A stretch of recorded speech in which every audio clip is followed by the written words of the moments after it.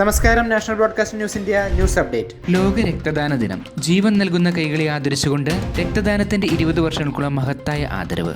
New Delhi. June 14 ലോകമാകെ ആരോഗ്യരംഗത്ത് മഹത്തായ സേവനങ്ങൾക്ക് ഉണരുന്ന ദിനമാണ്. ലോകാരോഗ്യ സംഘടനയും രക്തദാന പ്രാധാന്യം ഉയർത്തിക്കാട്ടുന്നതിനായി 2004 ആരംഭിച്ച ലോക രക്തദാന ദിനം ഇത്തവണ 20 years of celebrating giving, thank you blood donors എന്ന സന്ദേശത്തോടെ ആചരിക്കപ്പെടുന്നു.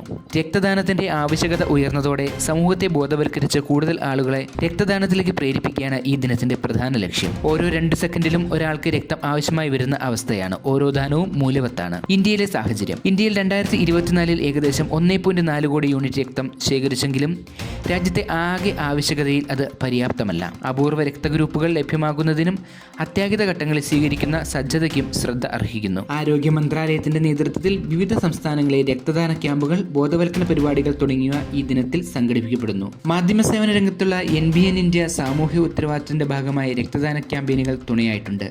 ഒരു ബോട്ടിൽ രക്തം ഒരു പുതുജീവൻ എന്ന സന്ദേശം പ്രചരിപ്പിച്ച് സമൂഹത്തിൽ ആത്മീയവും ഹൃദയസ്പർശിയുമായ വ്യത്യസ്തത ഉയർത്തിക്കാട്ടുകയാണ് ലക്ഷ്യം. രക്തദാനം ചെയ്യാൻ യോഗ്യതയുള്ളവർ, 18-നും 60 വയസ്സിനും ഇടയിലുള്ളവർ, ആരോഗ്യപരമായി സജീവരായിരിക്കുന്നവർ, ഹീമോഗ്ലോബിൻ ലെവൽ നിശ്ചിത പരിധിയിലുള്ളവർ, കാണാതിരിക്കുന്ന വ്യാധികൾ ഇല്ലാത്തവർ.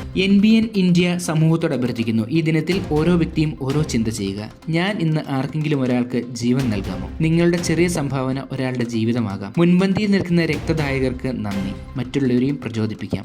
രക്തം ദാനം ചെയ്യൂ, ജീവൻ നൽകൂ. കൂടുതൽ വാർത്തകൾക്കായി കാത്തിരിക്കുക. National broadcasting news India.